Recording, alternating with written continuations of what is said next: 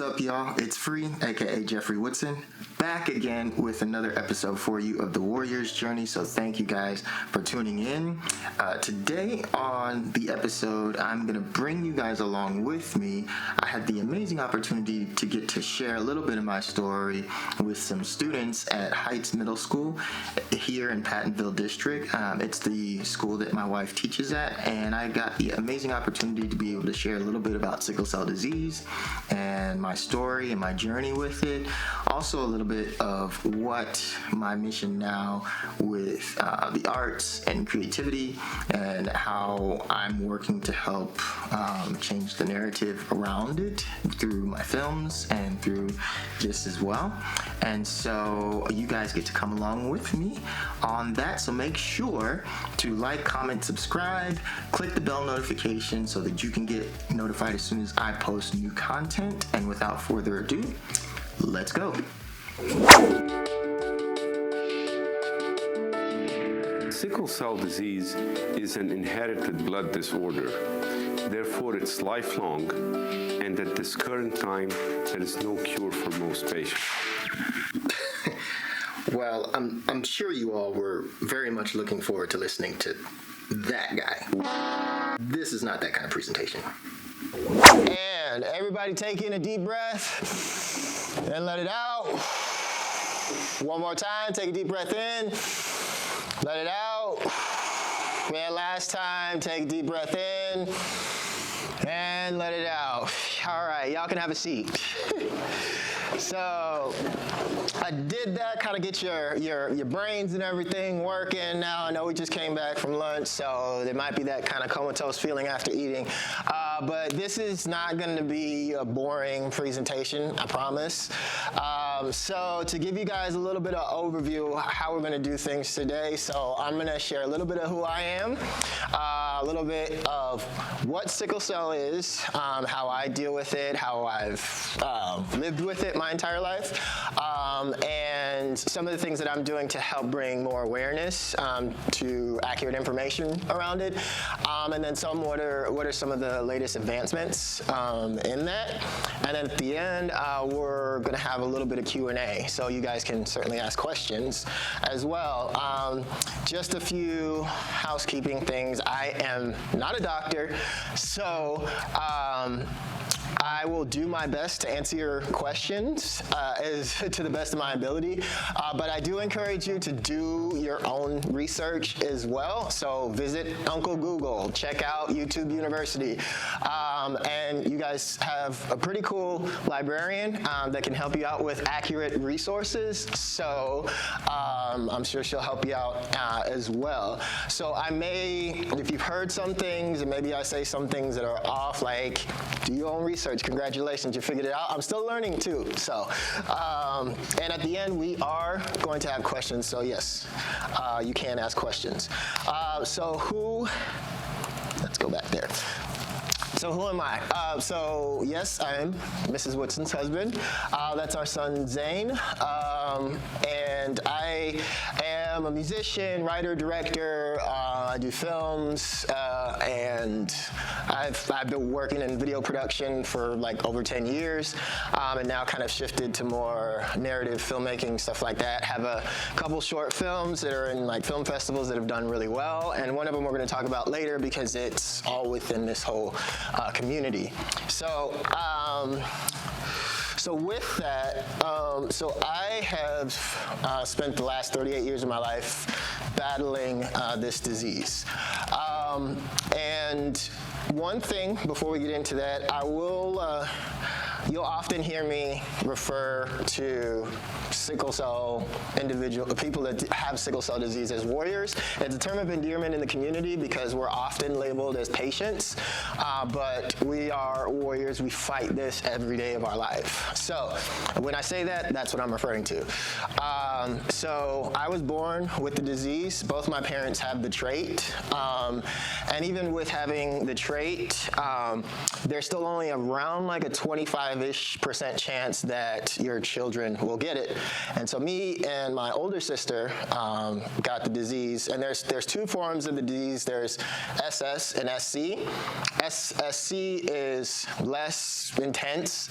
SS is more intense. So both me and my sister actually have SS. My younger sister, she was adopted, so she does not have anything related to sickle cell. My older brother he's much older than me. He has the trait.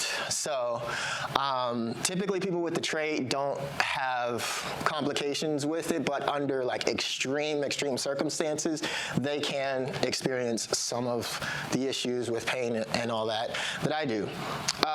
So what is it? So basically, sickle cell is a blood disorder.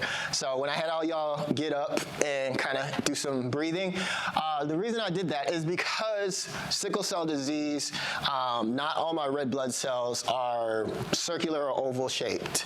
And due to lack of oxygenation in the blood, some of them are abnormally shaped like the letter C, or like a sickle that used to be used in farming years ago, which is where they got the name from. It evolved over years when there was like a mass pandemic of malaria throughout the continent of Africa. So that's why most individuals that deal with the disease are from some type of African descent. It also does include people from like Mediterranean, Middle Eastern, Latinx, as well as in smaller percentages as well.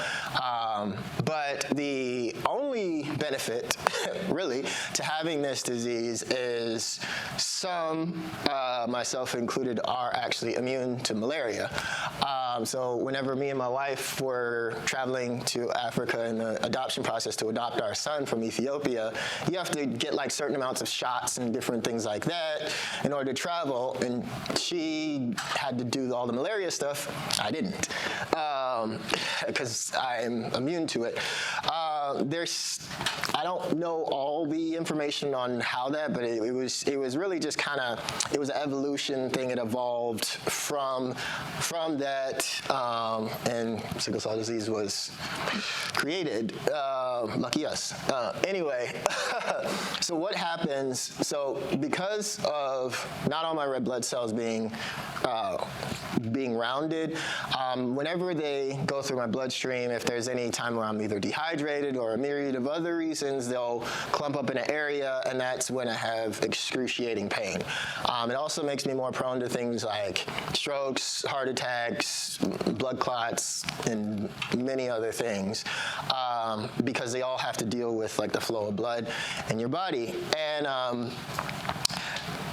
it's like the pain is super intense. I've done some research, and some doctors actually done some research, and they equated the level of pain that somebody has in a pain episode to that of a woman in labor. And that's over my entire body. So often it's in my joints, my hips, my ankles, my knees, all of that stuff. So my wife, who's a foot shorter than me, sometimes will have to carry me from the bathroom, from my bed to the bathroom, which is about distance from here to there, because the pain is so intense, I can't even walk. And there's not really been a cure for it. In the past, there has been different clinical trials and studies that have been successful, where people have been cured from it through bone marrow transplants, different things with stem cell research. But the criteria to be a part of that is really, really strict.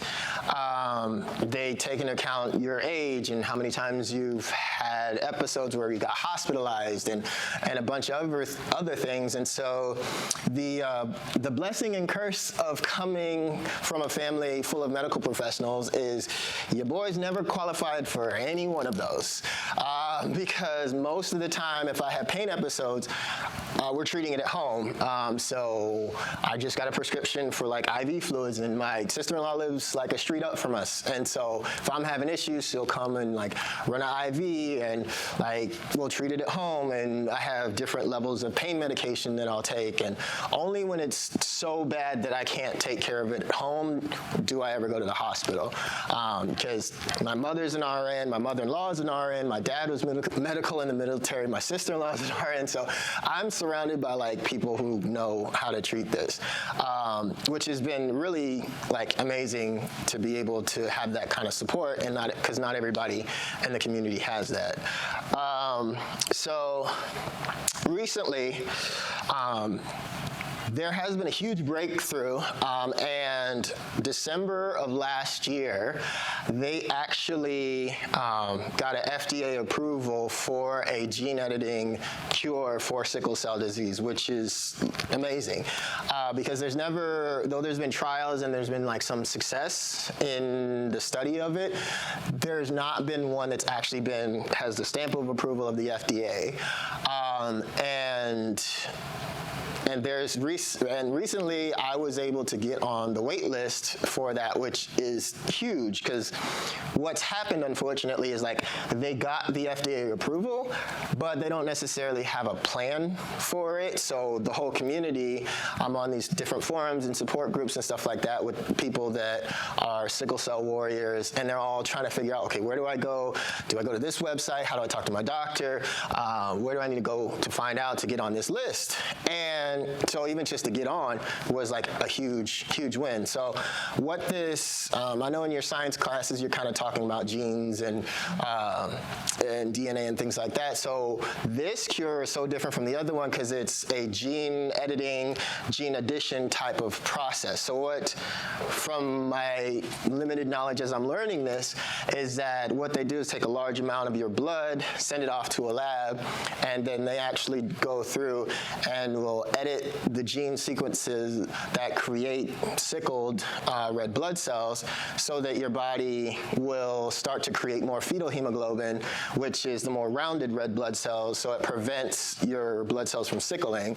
And then once that's done, then they send it back, and then they kind of infuse it back into your body, and then your body accepts it and then starts to naturally produce those fetal hemoglobin and eliminates the sickle ones. So it's a very involved process, which is what I'm finding out, and there's like a 4 to 6 month waiting period for that, in which because they have to take a large amount of my blood, they also, I'll have to go on chemotherapy because they have to completely deplete my system and all that type of stuff, and I have to get like a port put in because I have to get off my current medication, which actually encourages the creation of fetal hemoglobin.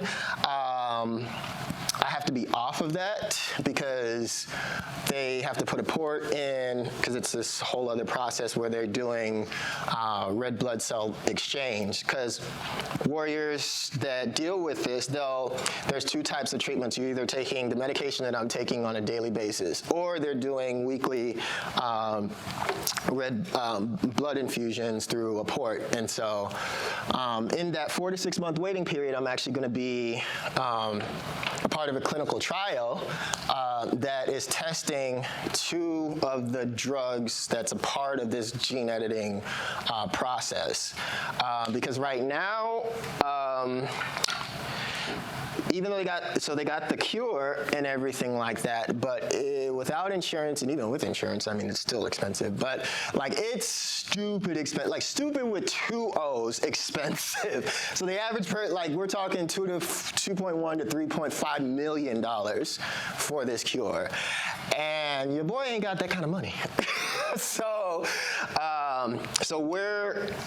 I'm doing this clinical trial beforehand, because one of the things that will happen with this, which is amazing, is I'm one of 5 people through this trial testing these 2 drugs that will do one of 2 things. It's going to make it more widely accessible to people who actually need this cure, and potentially reduce the cost of it so that people can actually afford to get the cure, which is huge. Because you know, if you've ever seen medicine, you have like the regular version and you have like the generic version. Like you have the regular branded Aleve and then you got like the Costco branded Aleve, but it's still the same stuff, still the same medicine, just less expensive. And so that's what these two drugs are doing. So, so I've been talking a lot. I know y'all are kind of tired, so we're gonna shift gears a little bit. We had a great group of kids for every hour, talked about 7 different, well, almost 7, I think, classes, which was awesome. And they had some really good questions. So shout out to to Kate and Mike, the teachers that helped me out, the science teachers that brought their classes in. Y'all were amazing. Shout out to you. Man, that was a really, really cool experience. And I'm grateful just for the opportunity to be able to do that, because it's so important to get the word out. More and more people need to know the truth about it and how severe it is, so that more and more help, more finances, more support can be sent to it. So thank you guys again, everybody.